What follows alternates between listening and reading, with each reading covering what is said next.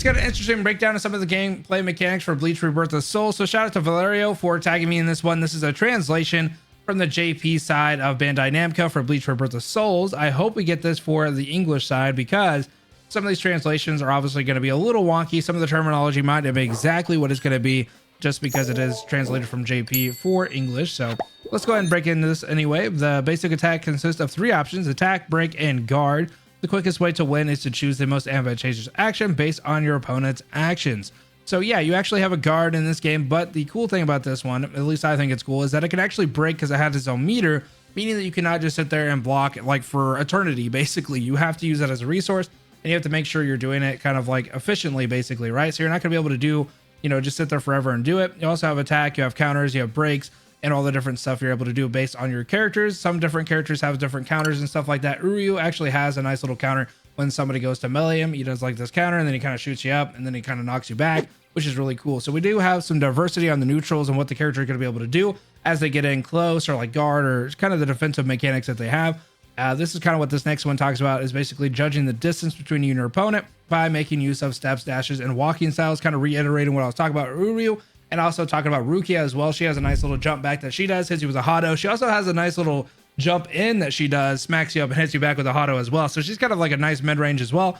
Ichigo has a nice little dash in that he does. If you hit it on a successful hit, he's able to do a combination off of it. So he's kind of in your face. So yeah, you're going to have to kind of make use of your neutral and basically how different characters play. I do think that this game is going to be very efficient on the quality of the characters. So it makes me think that the limited roster is going to be a real thing, just based on the fact of how different these characters are seemingly playing. The 2 basic types of attacks, we got quick attack and flash strike. So again, these might not be the exact terminology as a translation, but a quick attack is quick to come out and he accumulates spiritual power easily. So this is going to be your gauge to be able to use your flash strike, which is basically your skills and abilities. You got offensive ones, you got defensive ones based on what you're trying to do. So you're going to have to do kind of like a JJK thing where you build it up. You can't really charge it from what I've been able to see. You have to just do the quick attacks to be able to build up the meter.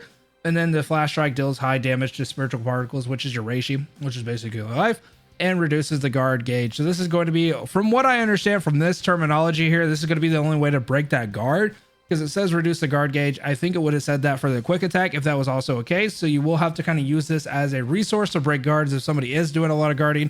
So again, you're going into resource management. Their resource is the guard. Your resource is going to be your spiritual power. And so you're going to have to kind of play give and take. So you're going to have a lot of kind of cool neutral moments. And then your spiritual particles being your Reishi, obviously building that all the way down, or knocking that all the way down to do some devastating moves to their Kampaku, which is like kind of your life accumulation, basically like your stocks essentially that you have in the game. Additionally, each character fights with their own unique techniques. We kind of talked about that. Certain characters do certain things. Certain characters are fast. Certain characters are powerful. By accumulating spiritual power through basic attacks, characters can use spiritual pressure techniques, special actions that are unique to each character. The key to victory is to make decisions and negotiate according to the situation. Negotiate is such a funny word there. Whether to increase your spiritual power with quick strike, to increase your action options, or to prioritize damage. Yeah, so this is basically what I was talking about. We're going to have to make a choice. Do you want to build up the meter? Do you want to try to whittle down their guard? Do you want to hit them with a nice flash strike if you're able to do an opening? So you are going to have to do a lot of resource management in this game. But yeah, these like kind of 4 here are just like the basics. As we kind of progress, it talks more and more about some of the different things that I think a lot of you guys are going to be very interested in. This is going to be talking about your Kampaku and your Reishi. This is a very interesting thing because we haven't seen too much of a breakdown on this stuff. There's 2 main ways to use, honestly, bro. I'm not going to try to say that because I can't, and you're all going to make fun of me anyway. Which should directly destroy the opponent's soul remaining life. So your Kampaku, this is going to be your stocks. Remove 1 gauge of spirit, stamina gauge when the opponent's spiritual particles or Reishi are below 30% and they are in a spiritual particle deficiency state. He uses a mortar. Again, mortar might not be the right terminology here as it's translated, to blow the opponent away and create a large opening, then follow up with an attack. So you go into this now or never. This is basically a nice little thing. Whenever you get to, like it said, below 30%, you can go into this and knock them back. I do think that there's a way that they can recover from this, but they have to have the right resource. So again, resource management is going to be very, very key in this game. But I think you could do like a one-time get out of this type of thing. But this pretty much knocks you up and gives you vulnerability, and then they can do like your Kampaku, stuff like that. So your awakenings actually give you more stock damage basically for Kampaku, and then as you're kind of doing like the beginning of the game when you have your 9, you're kind of doing all your different awakenings and stuff like that, or building up to it. you're going to do very little damage to the Kampaku, and then as you kind of go into your awakenings and stuff, you're going to be able to do a lot more, which is why you're able to turn the tide of the battle so efficiently in this game once you get to a certain point. So yeah, this is basically just talking about that though. You're opening, creating a large opening, and then you're able to do this Kitano Hababaya. Honestly, I don't know how to say that, but yeah, you turn it into this, and then you can do Kampaku damage, I'm pretty sure. If your opponent has a significant number of spiritual particles, again, Reishi, your life, it will be difficult to create openings, and they will be able to guard against it, putting you at a disadvantage. So obviously you want to make sure that you whittle them down with their life. You don't want to just kind of do these big ass moves when they have a lot of life, because you're not going to be able to open up the opportunities and do damage to the Kampaku like you're supposed to, and that's basically how you win the game. So it's important to make decisions while watching the battle situation. That's kind of a rundown of that. Now this is a rundown of the guard break. So also if the guard's opponent's guard gauge is reduced to 0, a guard break state occurs. So this little action here, this is the guard break. This is the little cinematic that they do for the guard break that occurs, making it impossible to guard and creating an opportunity to land a mortar attack or soul destroying techniques, which is a soul destroying technique is the damage to your Kampaku, right? So basically you open them up for this, and you can do a lot of damage based on their Reishi and their life, right? So the Reishi and their life has to be a certain percentage for you to do your soul damaging technique, but you can do the mortar attack, which is basically that nice little launch up we just saw, and then you're able to do a ton of damage to the Reishi. So yeah, you could do either or depending on where the Reishi is already at, and that's kind of what it talks about. It says if the opponent is not lacking spirit atoms again is Reishi. It's just such kind of a weird thing because they use different terminologies because of the translations.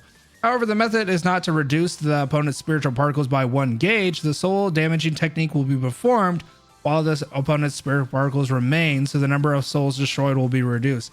So this basically just means that you're able to do the damage to the Kampaku, and then they will have their Reishi obviously for the next little gauge of life, is what I understand from this, because obviously your Kampaku and your Reishi are 2 different things. Your stocks aren't always influenced by how much health you have, because you can have like basically like 7 Kampaku and still have a full life bar technically, because every time that you go back into your Kampaku, you get like restarted with a new stock or a new life or whatever you really want to call it. So they're not necessarily mutually exclusive when it comes to that, but whenever you have lower life, you're able to open them up to do the damage to the Kampaku. So it's kind of more of a give and take, I suppose. But yeah, you can do different things basically when you do the guard break, depending on what you're doing with the Reishi, and being able to do damage to the life directly, basically is what they're talking about. A certain amount of fighting spirit accumulates during battle. Awakening, Shikai, Bankai, sword release, etc. becomes possible. So I've seen a lot of people talking about awakening being sort of tied to your Kampaku, and I think a lot of people are getting that misrepresented because of the gameplay trailer we got with Ichigo versus Byakuya, because he was like out, you know, he only had 2 Kampaku left, and then he transformed into Bankai, and it's basically like a little bit of a comeback mechanic. And the reason it is more of a comeback mechanic is because once you go into your awakening, and it'll kind of talk about this here in a minute. Actually, I'll just read this so you guys understand. Awakening results in changes to actions, improved performance of various techniques, as well as an increase in the number of souls destroyed. So for your Kampaku, the number of Kampaku destroyed by soul techniques, destroying techniques. So basically, whenever you're in awakening, you can do more damage to the Kampaku. Like instead of doing 1 to 2, you do like 3 to 4. And so it is kind of like a comeback mechanic in that sense, where Ichigo in that kind of fight just happened to have 2 Kampaku, and then he was able to turn the battle by using Bankai and then doing a lot of damage to Byakuya, right? So it's not necessarily that it had to be him at 2 Kampaku to do it. It's just the fact that his meter had been built at that point when he just so happened to be at 2 Kampaku. So it was more of like kind of a situation thing, because Byakuya, you actually seen that he was able to turn in his Bankai at like 4 Kampaku. So it's just kind of more of a meter that it builds up by itself. We don't necessarily know exactly how it builds. Like obviously it might talk about it in here, or maybe you guys know just by watching the trailer. Could be how aggressive you are, could be how defensive you are, could be depending on some different factors. Maybe it's just kind of one thing that goes up for one character a little bit quicker than another. Who really knows? But it is used in a sense to kind of turn the tide of battle and be able to give you an advantage to come back, essentially. So it is going to be something that happens most of the time at a later part of the match, and because that's just like the natural progression of the match, not necessarily because it's tied to your Kampaku. So I just kind of wanted to talk about that,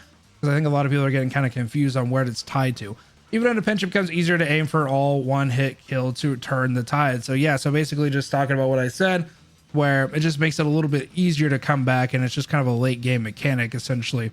There are 3 types of reverse actions, which have different effects depending on how they're activated. So you got reverse yellow. So this is basically when the character lights up themselves. So the interesting part is this is something that happens with Ichigo when Zangetsu comes out. Sometimes he does and sometimes he doesn't. And I think it's tied to this. So reverse, soul reverse yellow, spiritual power up, spiritual energy recovery. Then you got chain reverse red, combo continuation, spiritual power up, burst reverse blue. You got cancels enemy combos and recover guard gauge. So I think depending on what type of stuff we're doing, Zangetsu might come out. I don't know if it's because it's kind of like a symbolization of like he's helping Ichigo in this case. Spiritual power up, spiritual energy recovery. So obviously, like in the show, is basically what happens when Ichigo gets sliced down. Zangetsu's like, you know what, bro? Give me your power up, and we're also gonna recover your ass. That's basically what happens when that, whenever he shows up on field and stuff. So it obviously sees that you can do different things, but I wonder if you're able to do that on your own. Like, so if you're doing a combo continuation, you can do that, right? So you can do red instead of yellow because you're trying to continue a combo. If you're looking to build up your spiritual meter, then obviously you could do yellow. And then if you're looking to do some sort of like recovery counter stuff, you could do cancels enemy combos and recovers your guard gauge. So it looks like it will have a couple of different mechanics based on just these alone, but I'm not really sure. These are the reverse actions. So these are going to be, I think, that yellow bar, that defensive bar for your reverse down at the bottom. And so maybe you can kind of choose which one you're going to be doing. And maybe it's just like one-time move, or at least like one-time move whenever you get your meter built up to a certain amount. So yeah, that's basically all this one has though. This is the source. I'll link this down in the description. Like I said, it's in JP, but if you use like Google Translate and stuff like that, you could definitely translate it, but it's definitely just the same stuff that I was already talking about. And it's just more of a translation and stuff. So if it actually does come out on English, we'll kind of go in it and just see if the terminology is the same. It's very similar to this video. I just won't make another video, but if it is very different and some of the terminologies, I might make kind of a follow-up video. So let me know what you guys think, and I'll see you in the next one. Have a good rest of your night, guys. Peace.